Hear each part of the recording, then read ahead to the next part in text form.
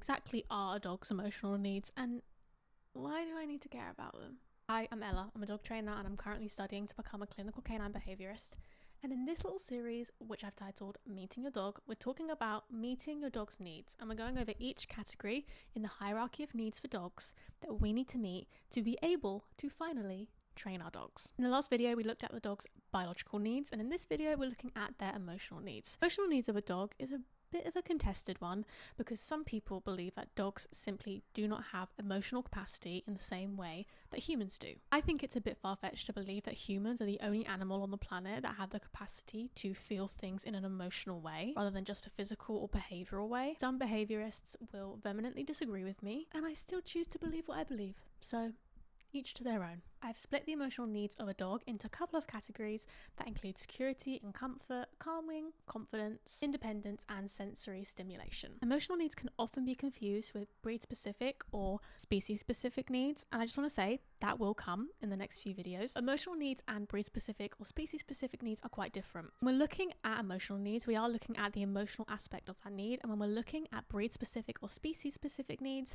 we're looking at the behavior more than we are the emotion. So for example, in the category of sensory stimulation, I'm not going to mention things like licks or chews or things like that could be classed as sensory stimulation, but for me go into more of the breed specific or species specific category for the simple reason that they are behaviors rather than emotions. If you're not into animal behavioral analysis like that, then you really don't need to worry. Those things will come along, and how we can meet those needs will come along in this video series, but I just wanted to put that out there for anybody who's questioning why they aren't there when you think they should be. As always, let's keep this intro short and sweet, and let's get on to how we can meet the emotional needs of our dogs to better their lives, better our lives, and so that we can actually train them. First category we're going to look at is security and comfort.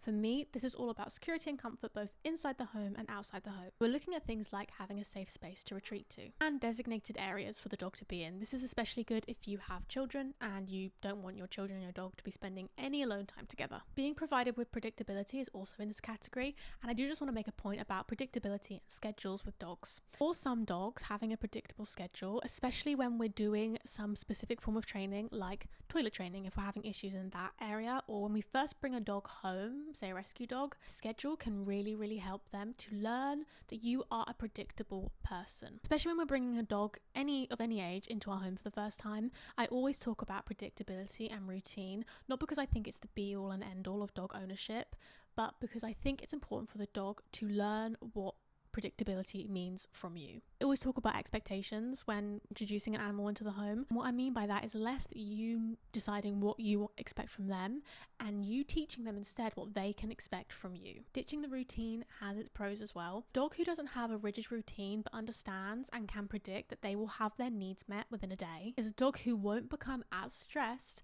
when that routine doesn't go perfectly to plan. If you get stuck in traffic, or you have a day off, or you're sick, or their food is different, or you have to walk a different route that day, they're not going to be as stressed out because they're not expecting rigidity. I always encourage people to go down whichever path suits them. I will say I do prefer the lack of perfect routine. I just think that it's better because life is never perfect and things go wrong, things change. And in the same vein, I love a routine. I love waking up at the same time and going for a walk at the same time every day.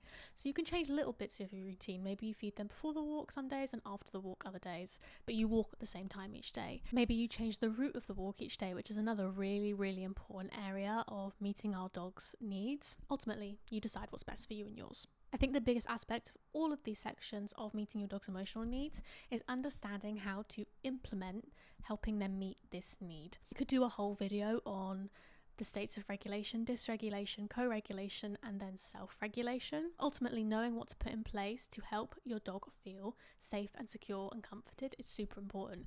For some dogs, a well-fitted harness is really important for them to feel their safest and most secure. For other dogs, they're not going to want a harness at all and they're just going to want to walk on a flat collar, and that's completely okay. You really have to look at your dog's likes and dislikes on what makes them feel safe and secure and work from there. Next section is independence. This is where we're going to be looking at things like being able to be left alone for short periods of time, being able to complete tasks without you. That is so looked over and so important. Examples of a dog lacking independence is constantly seeking you out. If you've ever tried to play a game or give your dog a game on their own and they still have to come back to you, even if it's just like a chew or a Kong, and they still have to come back to you and like chew it on your lap or chew it near you, could be a sign that they are lacking independence and ultimately confidence. If your dog is struggling with independence, I highly recommend something called Free Work by a woman called Sarah Fisher. There is a free ebook. I will link it in the comments. It's not mine. I think it's hers. But it's really good. Just a quick overview of what Free Work is. I encourage you to do that with your dog to help create some independence and some confidence. And again, being aware of your dog's limitations in their independence is super important. We don't want to drop a dog in the deep end. Nobody overcame the fear of being left alone or lacking confidence and lacking a sense of efficacy when it comes to independence by being dropped in the deep end. It's not ethical. We wouldn't do it with a human. We wouldn't like shove them in their biggest fear and expect them to cope. So we don't do it with our dogs. Next, we have sensory stimulation. This will be things like the environment, most of their environments not eliciting a stress response most of the time. So of course, there might be situations where we don't know that our dog is scared of this new thing that they see, or they've never seen it before. We've never had the opportunity to expose them to it before. But for the most part, most of their walks should be them feeling safe and secure and having sensory stimulation. And at home as well, they should have a safe space at home. I honestly believe that having this is the pinpoint of the ability to train our dogs and train them well. If they are constantly in fight or flight, they constantly feel stressed, if they are never regulated, how could we possibly train them? I think we have all either met or known or loved people that are constantly stressed out. Try and connect with them. It's not easy, is it? You have to be open to be able to connect with people, and dog training ultimately is a connection. You are connecting with the animal. Another thing that's usually quite overlooked is being able to interrupt just about any behaviour and no signs of compulsive or obsessive behaviours. Things like obsessively itching ears, picking at feet with their mouth, tail chasing or shadow chasing. These are so often overlooked but could be signs of deeper neurological issues, if not an emotional or behavioural issue at least. And then finally, being able to explore their environment. I think this is super important. If you've got a nervous dog, then you have to work slowly.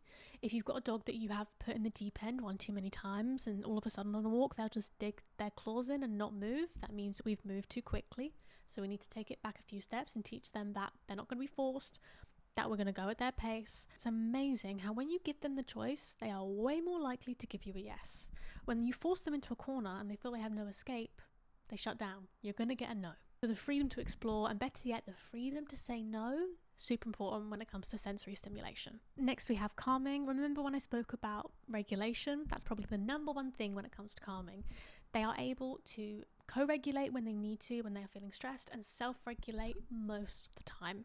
Now, dogs are social animals, as we are. We co-regulate with each other all the time. Ever smile at someone as you're walking past them, and when they don't smile back, you feel a bit, oh, that was a bit, now I don't feel very, that was you co-regulating with somebody. Maybe you phone a friend when you've had a bad day, or text your mum when you see something funny. This is all co-regulation. It's nothing to be ashamed of. It's nothing bad. It's nothing we should avoid.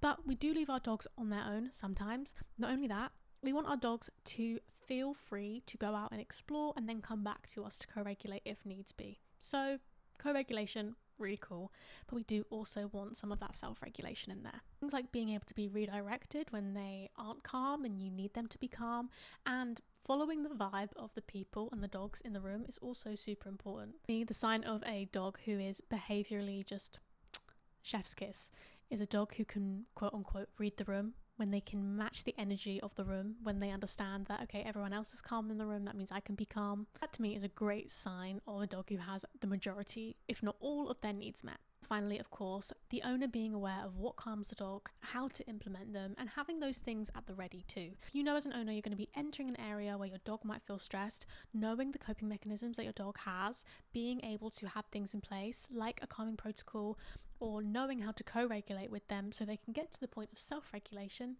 is super important to getting to a place where you have to co-regulate less regularly. And then we have confidence.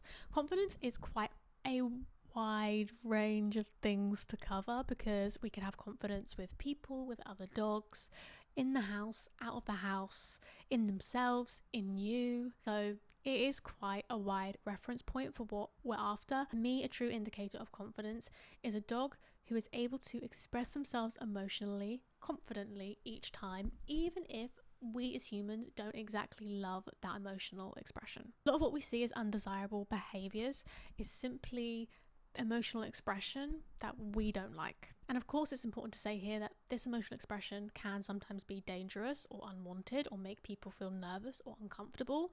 So it's not that we don't like it for no reason. It's not that we shouldn't not like it, but it's a really good idea not to demonize it. It's not good or bad, it just is. And what it is above anything else is an indicator of where we need to put some work in, where we need to create confidence and efficacy or independence or self-regulation in our dogs. Things like when they do show a fear response, that fear response being appropriate to the situation. If your dog's fear response you believe is inappropriate in the situation, for example, they see another dog on the other side of the road who isn't doing anything, just walking along nicely, and they start barking and lunging, that would probably come under inappropriate reaction.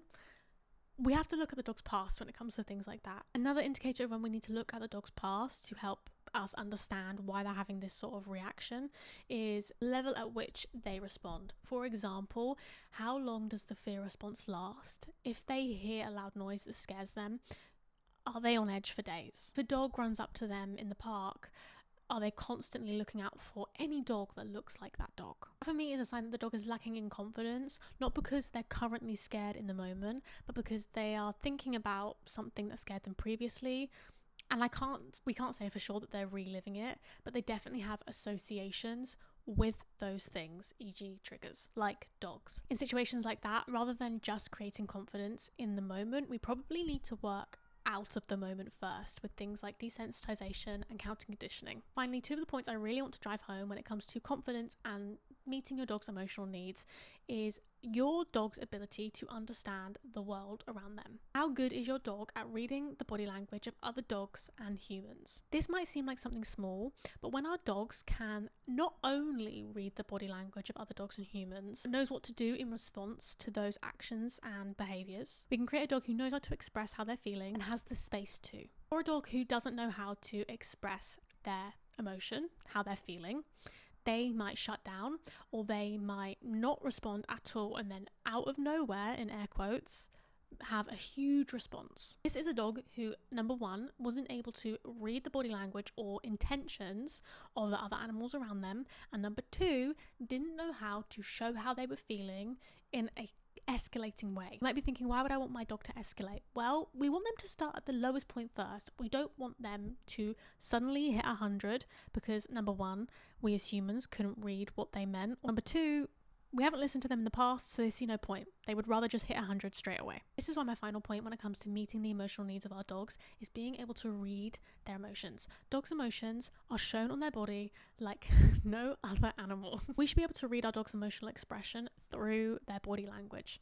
That is the best way to meet your dog's emotional needs. You can understand that when we create space for our dogs to express themselves emotionally, what we're actually doing is creating efficacy. I've said this before and I understand that it is not the most popular opinion, but I truly do believe in my heart of hearts that creating a relationship based on consent with our dogs is the way in which we can lead better lives with them. When we allow our dogs to say yes or say no, so consent, what we're really doing is allowing them a space to show us how they feel. And when they show us how they're feeling, rather than just how they're choosing to behave, we can work on that feeling rather than just the behaviour. The behaviour is important, don't get me wrong. Growling is important, snarling is important, biting, running away, hiding, jumping up at you, licking your face, whining when you give them kisses.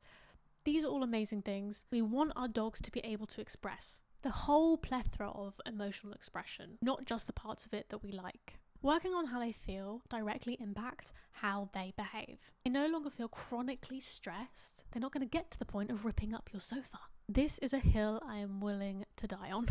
My two biggest tips for you is number one, understand your dog's body language. That is the gateway to their emotional needs. I will say it can be very difficult because different breeds express themselves in different ways. So research your breed and how they express themselves. And number two, look at the areas in which your dog is saying no. Are they hiding from their harness or shying away from you when you put it on? Do they dig their feet in on a walk at a certain area? Do they not really like it when humans pet them? And you see why my number one tip was to understand their body language, because if you don't understand their body language, you're not going to understand when they're saying no. Next video, we're going to be discussing meeting a dog's social needs, which I am very excited to talk about because I think most people are getting it wrong. If you did like this video, it would mean a lot to me if you liked and subscribed. In the description below, there is a link to a checklist of all the things I've mentioned in this video to help you meet your dog's emotional needs. Thanks for watching, and I hope to see you next time. Bye.